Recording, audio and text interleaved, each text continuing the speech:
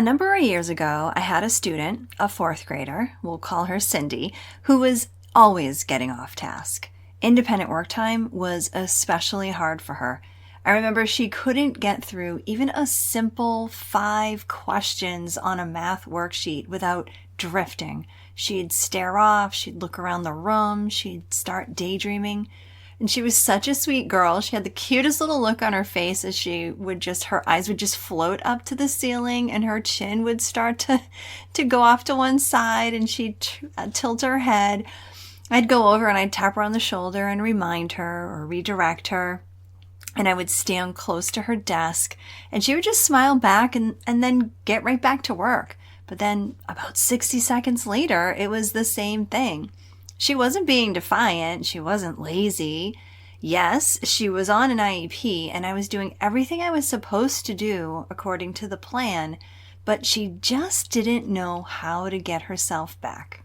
That was also the same year I was learning about and developing how to use music in my classroom through sound tracking. Now, sound tracking is part of SEAL, Social Emotional Artistic Learning, and it's when you can intentionally choose music to play at various parts of your school day. I talk a lot more about this in episode 50, which I will link into the show notes. But it is so amazing how music can be utilized inside your classroom for different reasons and at different times. And that particular year, the year I had Cindy, was when I was really discovering how to use music in the classroom in this particular way. And for our math class, I started practicing with Cindy. When I saw her drift, I didn't just correct her. I went over quietly and I helped her use the music that I was playing during our class time to reset. We practiced noticing when attention was wandering. We practiced pausing, and we practiced re-entering the work. And we practiced that over and over again. Not just for one day or a couple of days and, kind of see if it would work, but I practiced that with her for about, at least 2 weeks. And one day, I looked at her and I could see that she was drifting. We made eye contact and then she did it on her own.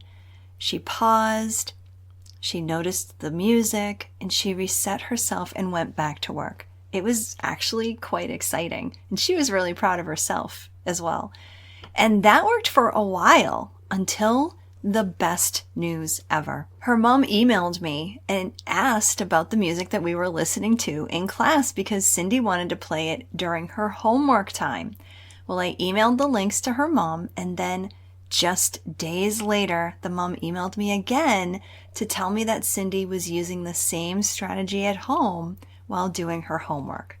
It was awesome. It was just so awesome to hear because the practicing that we did was working. This is the type of SEL that we can really apply to our classrooms and why it's also an essential part of my reset framework. It's the S inside the word reset, supporting students' SEL.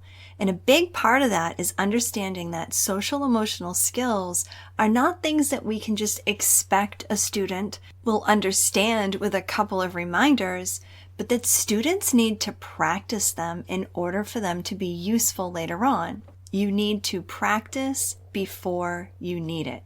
And Cindy was able to practice this in the classroom with my support and then use it on her own, not just in the classroom, but during homework sessions. I mean, how amazing is that? You can do the same thing in your classroom with your students, teaching them little social emotional skills that they can use in the classroom, in their lifetime, and even as you prepare for things such as testing season, which is right around the corner.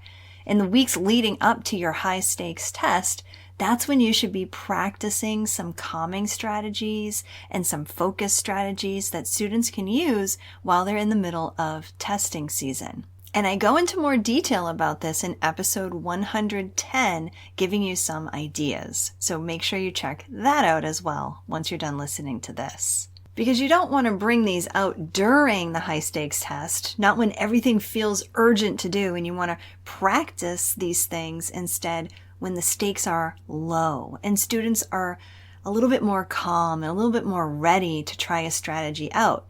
Because regulation isn't something that you just demand when the pressure is high, it's something you build up before you need it. And again, if you're looking for some ideas of strategies that you can try out, be sure to check out episode 110, where I share 3 specific strategies that you can use to help regulate the nervous system and help students to be more calm and focused.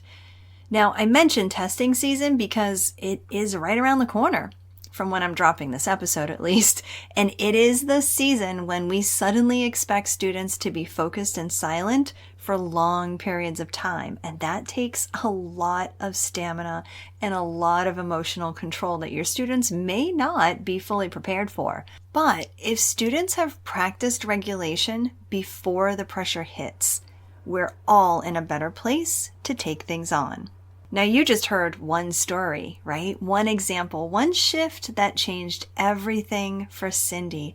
Imagine what could happen if you intentionally built more of these SEL supports into your classroom.